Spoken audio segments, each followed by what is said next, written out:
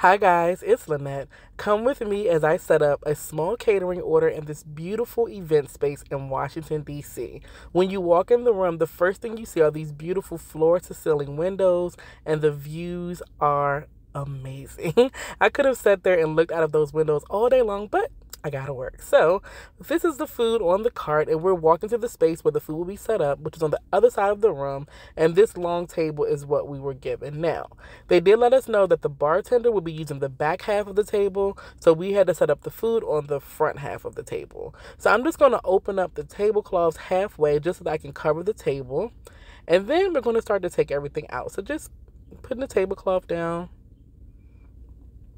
examining the space, and then after the tablecloth was down, we just took everything out of the boxes so I can look at everything and try to figure out the best way to set everything up. So I decided to do identical setups on both sides of the table because the client ordered 2 platters of everything except for one item where they have one, so that would be in the center.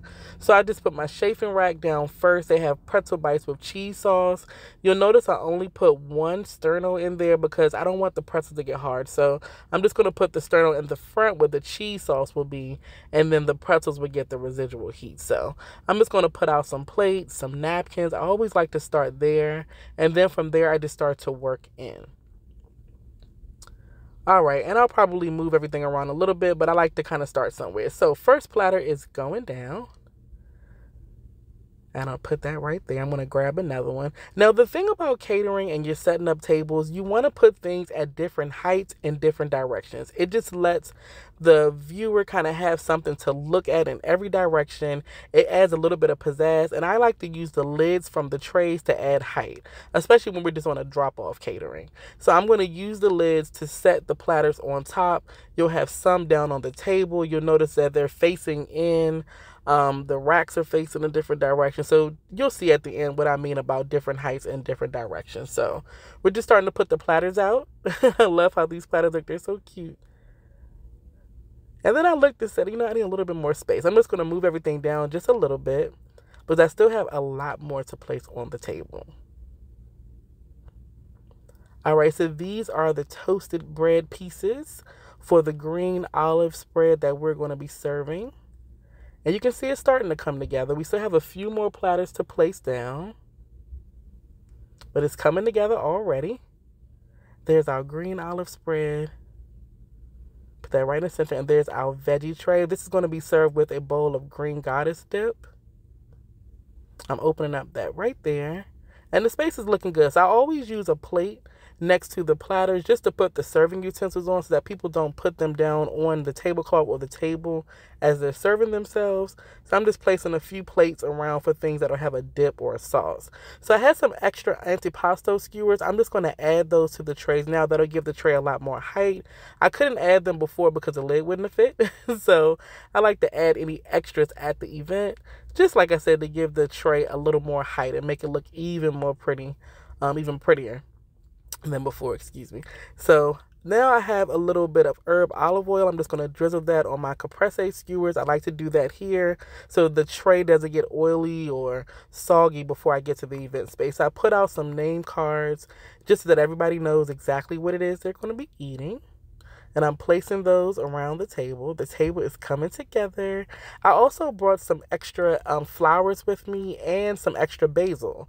I used a lot of basil on the tray, so I'm going to put some of that in different spaces on the table just to add more color and to make the table look even brighter. So I'm doing that right here, adding on my flowers, adding on some basil, just in different places. You can also use kale, you can use leaf lettuce, you can use whole vegetables or fruit, whatever you like, just to make the table look even prettier. So next goes on our serving utensils. So I'm setting that all up. And I'm purposely saving the pretzels for last because I don't want them to get dried out or hard. So I left the lighter with the event coordinator. She's going to light the sternos right before the guests start to arrive. And there are our pretzels. I'm just going to push those back, like I said, and put the cheese sauce right in the front. And they're already warm.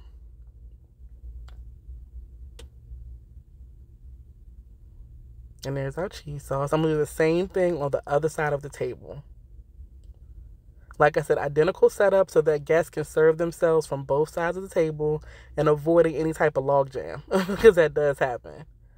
All right, so just a little bit of water. You don't need a lot when the pan that goes on top is pretty much the same size.